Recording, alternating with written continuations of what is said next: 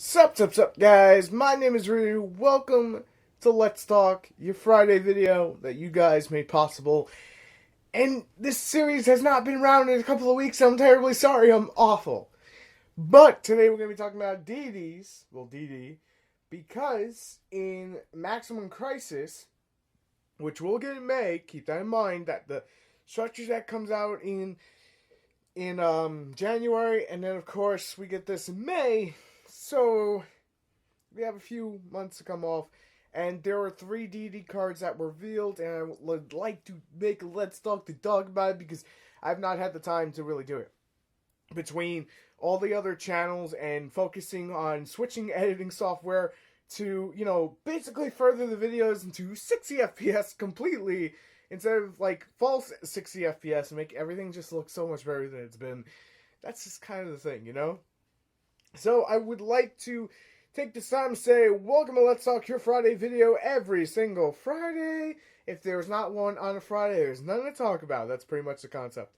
So, I think that deities really don't need anything else, but Konami doesn't think so. Granted that they're an anime deck and this was bound to happen, I'm all for it, in all honesty. I really am. Because more support means more interesting meta. More interesting meta leads to new things. So let's talk about this. This first one here that has been on your screen for the past minute or so is a rank 3, and it is Banku-O-Dyrus. The Boulder King Dyrus in English, you want to phrase it that way. It's a rank 3 Earth Fiend type Exceed monster that is 1900 attack and 1000 defense. Is a rank 3. It requires 2 level 3 Fiend type monsters. I don't want to say it's impossible for the deck to play it, but as of right now, I don't think the deck would be able to summon it. I think the deck would have to alter its playstyle to really get this card in there to make it work completely. That's just my personal opinion. I may be improperly saying something. Once per turn during either player's turn, you can detach 1 Exceed material from this card, target 1 Dark Contract you control, and destroy that card. Then you draw 1 card. Second effect reads, when this card battles an opponent's monster during the damage calculation, you can detach 1 Exceed material from this card. This card cannot be destroyed by battle. When that damage calculation ends, destroy that opponent's monster and inflict 500 to your opponent. So let me phrase it this way, because let's say the deck can easily bring it out. I'm probably thinking Tour Guide right now, because 2 level 3 Fiend type monsters, Tour Guide gives you requirements in 1 single card. Easy enough. Archfiend Eccentric is also another card you can reasonably run. To bring this out, I don't really know. The draw effect thing kind of feels like one of those situations that you need to top into something, get your combo pieces going. It just gives you more resources. That's just how it is. You're taking 1 off the field to bring 1 into your hand. It's a 1-for-1 situation.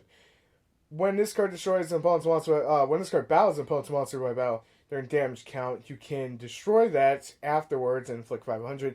That just basically outs big threats, but I honestly feel like the deck's going to be able to jump over big threats a lot easier than making a rank 3 that really may not be worth the time in my personal opinion, but we'll see how it goes. May be the greatest thing since sliced bread. I just wanted to give my personal opinion on it, and that's my personal opinion. I'm more hyped about this trap card. It makes me want to just, be completely ready for deities. So Dark Contract with the Internal Darkness is a continuous trap card, and why 2 deity cards are in your Pendulum Zone. Your opponent cannot target monsters on the field with spell, traps, effects, nor tribute monsters on the field for tribute summons, nor use monsters on the field as material for fusion, synchro, or exceed.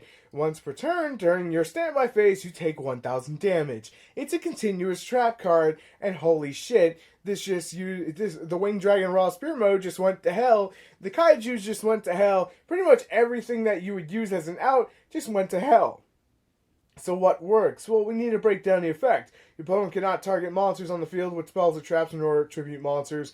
So the easiest outs will become Dark Hole and Raigeki and Torrential Tribute, because those don't target, those just field wipe. Quaking Mirror Force is also another thing to consider, as well as Drowning Mirror Force. You can put everything back.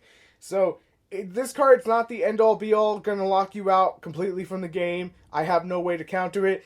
that's really not correct. I would be absolutely lying if I said this card was trash or terrible. This card is fucking amazing at what it does because it's going to take out a lot of elements that people are commonly using, and one of the easiest outs to this will be to use pendulums. But if you're not using pendulums, like I said, Dark Hole, Raigeki, Torrential Tribute, Quaking Mirror Force, I can go on, the list goes on for the next 20 fucking minutes. Let's not do that. Let's cut the cheddar and get straight to the point.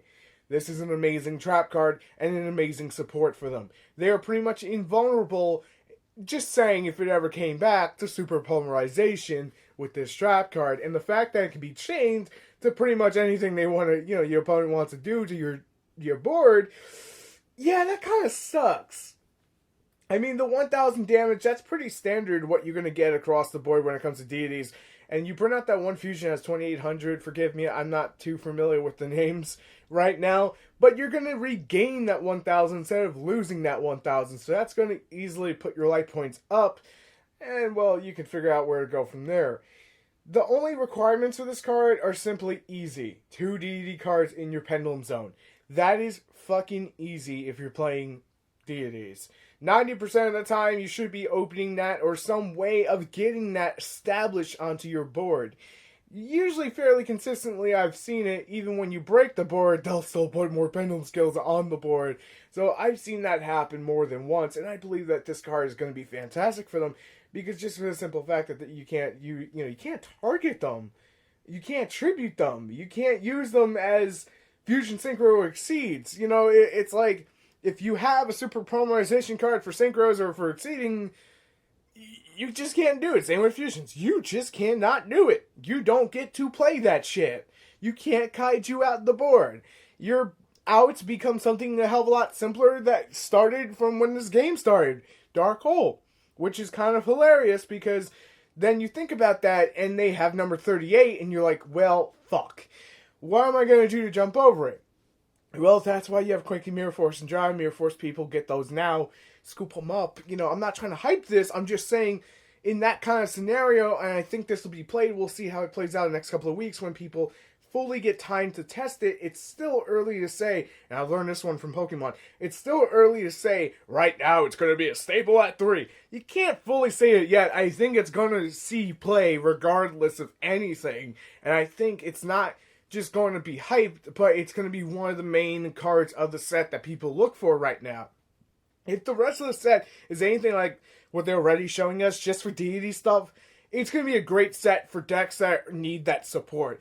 Deities, do they really need the support? We'll talk about that towards the end of the video, because there's still one more card to get into and talk about that I've not had the chance to. And it's a level 2 monster that is Deity Ghost. It is a tuner. He's a 600 attack, 300 defense, and if this card is sent from the graveyard, you can target one deity monster except the ghost or dark contract card in your graveyard, and send one card with the same name from your deck to the graveyard. And if this card is banished, you can target one of your deity banished monsters except deity ghost or dark contract, and return it to the graveyard. This one's a little underwhelming compared to the other two. I don't know. Maybe I'm just completely wrong and I'm not seeing the combo wombo pieces that are there.